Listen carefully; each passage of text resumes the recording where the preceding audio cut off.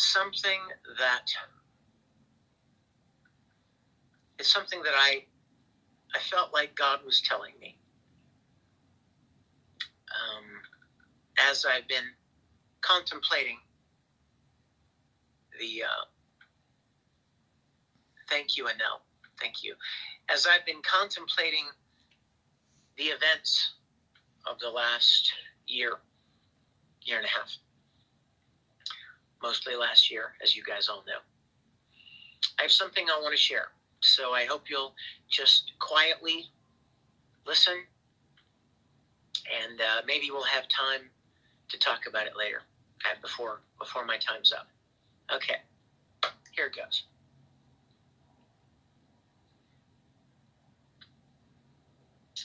"15 years ago, as I started becoming more well-known in the voice acting world, in anime, in the industry,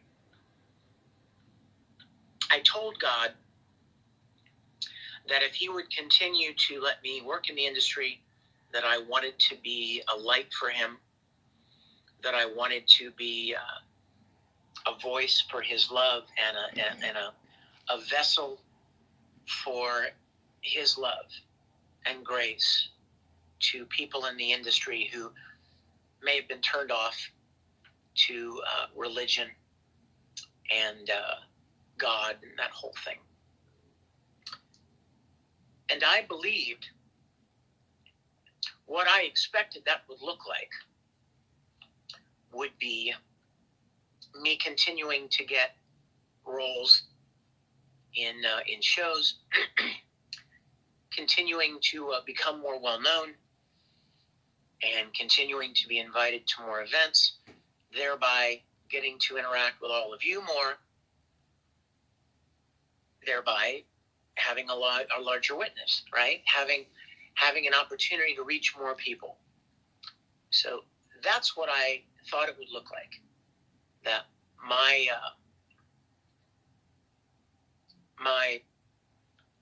notoriety, for lack of a better word, would allow me to be a greater witness and have a greater reach for God.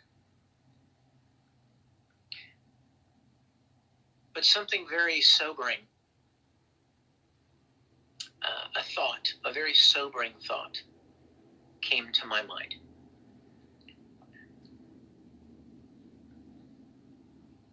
I started thinking about the biblical story of Joseph. You guys remember that story? If you don't, that's totally fine. Joseph was sold by his brothers into slavery. His brothers hated him because he was his dad's favorite. And so his brothers were very jealous that he was dad's favorite. And so they sold him into slavery into Egypt, and they told their dad that a lion had killed him. Well, Joseph rose to a place of importance in Egypt, and then he was falsely accused of something that he didn't do, and he was thrown in prison because of it. And then the leader of Egypt at the time, Pharaoh, had a dream, and he was really troubled because he didn't know what the dream meant. And one of his stewards said, "Hey, you know what? There's this guy Joseph, and he's really good at interpreting dreams. Why don't you give him a shot?" So Pharaoh called Joseph out of prison and told him his dream, and Joseph told him what he thought it meant. When Joseph accurately interpreted the dream, Pharaoh was so pleased that not only did he let him out of jail, but he gave Joseph a place of prominence, of great importance in Egypt.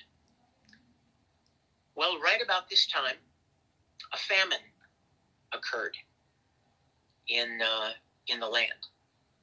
And Joseph's brothers, who were living in Israel, ended up coming to Egypt to see if they could get some food because the famine was so bad. Joseph was in charge of the storehouses, and his brothers came before him, and they didn't even recognize him. They didn't even know it was him. but he helped them. He was in a position to make a difference for them in their famine. And then he revealed himself to his brothers. And his brothers were like, oh my gosh, he's going to kill us. Like he's going to punish us for what we did to him. And Joseph said, I don't hold any ill will against you, because what you intended for evil, God meant for good. Namely, that God allowed the things to happen to put Joseph in a very important position, knowing that down the road, it was going to be a great benefit. And that's when I started thinking about this. What if God's plan, remember how I told you that I asked him to use me? I asked God to use me. You guys, a lot of you know that, I've taken many opportunities at conventions to share my faith. I've had little panels when the conventions would allow me, little Sunday morning panels where I share God's love and my faith.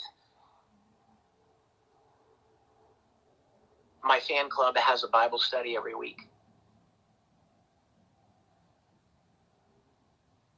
My idea of God using me was to increase my notoriety and my reach in the industry. But what if God's plan was to allow what happened to me to give me the opportunity to demonstrate his love and his grace in a situation that most people would lash out and, yell and scream and call names and behave in anything but a Christ-like way, for lack of better. Now, I know that a lot of you are not religious. That's fine. That's totally fine. Absolutely fine. And I know that some of you, and probably when this is shared out there in social media, there are going to be plenty of haters. They're going to be saying, oh, what a hypocrite. He talks about all, this God stuff and Christian stuff and wanting to be an example, and he's such a hypocrite. Yes, I am. And so are you. And you. And you.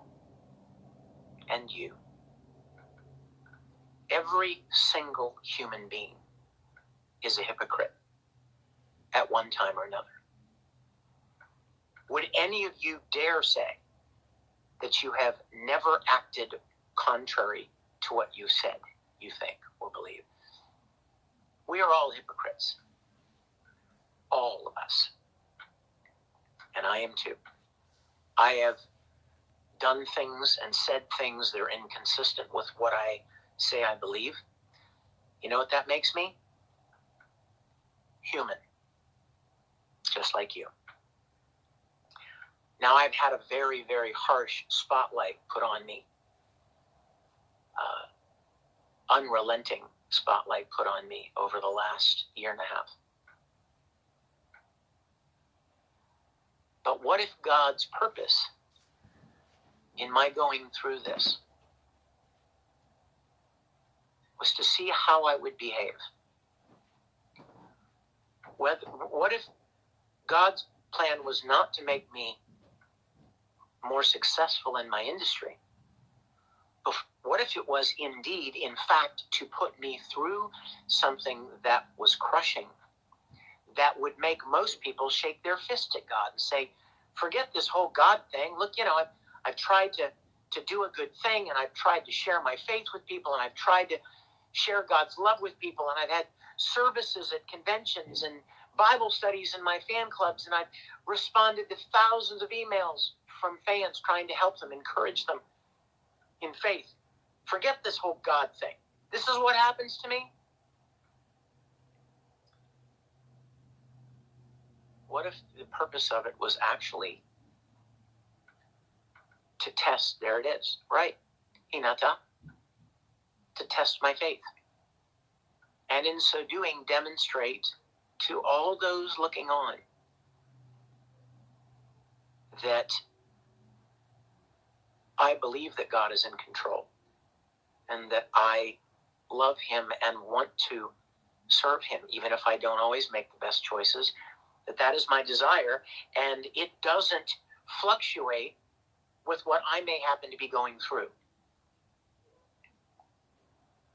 This is, as they say, where the rubber meets the road, right? It's very easy. Here, let me give you another example. It's very, very easy for someone to sing praises to God and talk all this flowery faith talk and God's love talk when they're riding high, right? When they're successful and doing well and everyone is applauding them and coming to events to meet them, and they're traveling the world and they have so many blessings in their lives. Anybody can act blessed and sing praises to God when everything's going really well. What happens when it's not going so good? Is my faith completely predicated on whether or not things are going my way? If that were true, then my faith wouldn't be very deep, would it? It wouldn't be very real. So that was a very, very sobering thought. That maybe my image of God using me in my industry was to let me be cast in more shows and play more roles and do more events and thereby get to interact with you more, all of you, more around the world. But what if God's plan didn't involve me becoming more successful? What if it actually involved these challenges, false accusations and slander and such venom and hate, to demonstrate, to see how I would react to it and to see whether or not I could continue to trust him when things didn't work the way I expected them to. Just as Joseph said in his story, what you meant for evil, God intended for good. And how ironic is it that my middle name is Joseph? Isn't that interesting?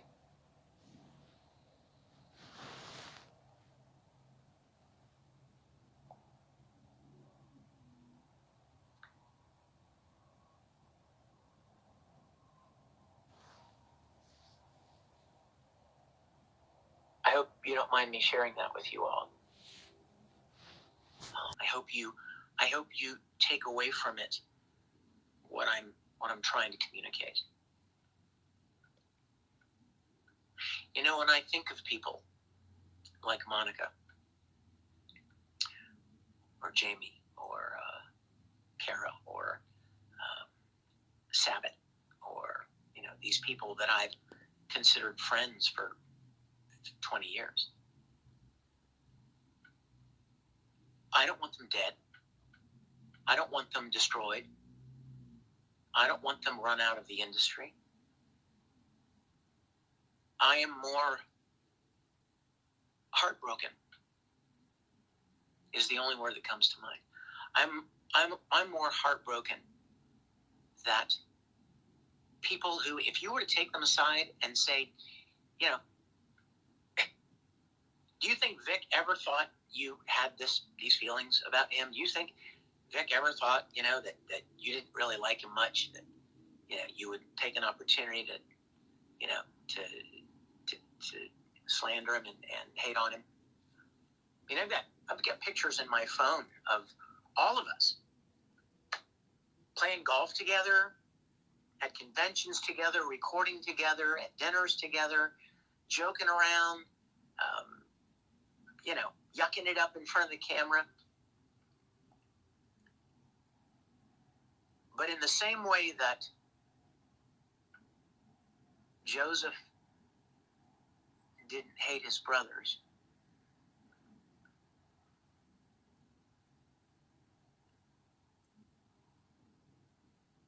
because of what they did,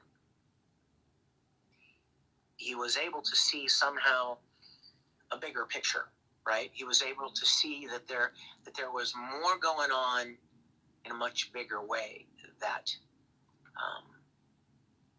than anyone really knew, than just the surface, what was going on in front of their faces. In that same way, I feel like what God is trying to teach me is that I shouldn't hate or wish ill or destruction or anger or ruin on these people that have wished that on me.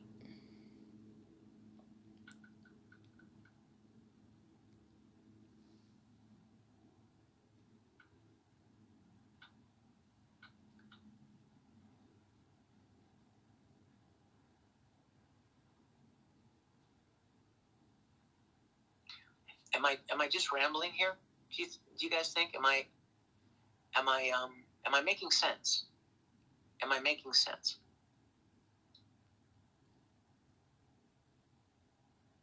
I hope so.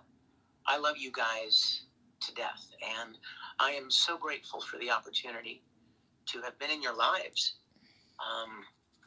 I'm certainly grateful for the fact that you've enjoyed my work over the years, and that I've had the privilege to come to know so many of you, and certainly to meet a lot of you, and I hope to get to do that more in the future. I very, very much hope to get to see all of you at events. I just got an email this morning from an event that wants me to be a guest at their show next year. So thank you, God, for that. And I hope to see all of you at events in the future. But more than that, I want more than anything to demonstrate my faith. And maybe this horrific ordeal over the last year and a half was exactly what God intended for me to demonstrate it. Again, I'm not perfect. I am a hypocrite. Somebody will take that little clip right there and they'll just put it on a little GIF or something. I'm a hypocrite underneath my face. What they may not add on to it is that everyone is. So are you. Any of you that post it, you're as big a hypocrite as I am. We all are. Hypocrite, people use that word as an insult, but if you really think about it, we all know that we do not always act consistent with what we say we believe or think. So I'm not talking down to anyone. I'm not condemning anyone. I merely wanted to share with you all that my desire has always been to be a positive voice, to be an encouragement to you all, to uplift you and support you, to encourage you when you guys go through difficult things, to inspire you in different ways, whether it be creatively in things you want to do creatively, or in your relationships, your friendships, family, school, work, hobbies, whatever. I'm very grateful for the opportunity to have done that over the years. hope I get to do it more. I dearly hope I get to continue to do it.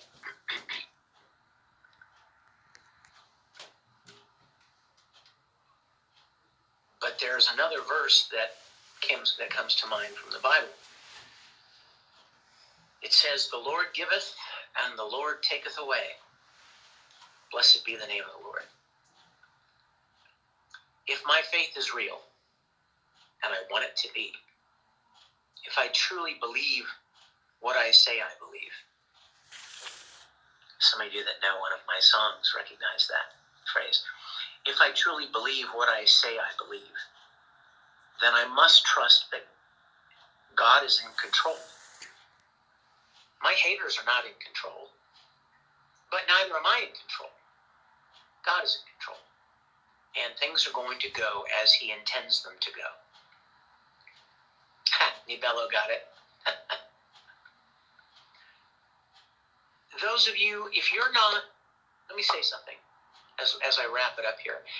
Those of you that are not into any kind of faith or religion, I'm not trying to convert you. And I hope you don't hear that. I hope you're not hearing that, because that is not my desire at all. I'm not trying to, there are people out there that are very antagonistic toward my faith. They hate the fact. They've made it clear. They hate the fact that I share my faith, or that I use whatever platform I have to share my faith. And they hate the fact that they say, Vic shoves his religion down people's throats. Wow. If you think this is shoving my religion down people's throats, you don't know what shoving something down someone's throat really look like. I'm not shoving it down anybody's throat. I'm not forcing anybody to buy into anything. I'm sharing my heart with you. I'm sharing my perspective and trying my best to see the things that have happened through the lens of God's plan and purpose for me. I hope I don't make anybody uncomfortable. Those of you that are not, religious type or faith people, I hope I don't make you uncomfortable. It's not my intention at all. I love you.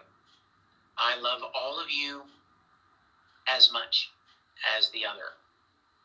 No matter who you are, what you believe or don't believe, what you doubt or trust, it doesn't matter.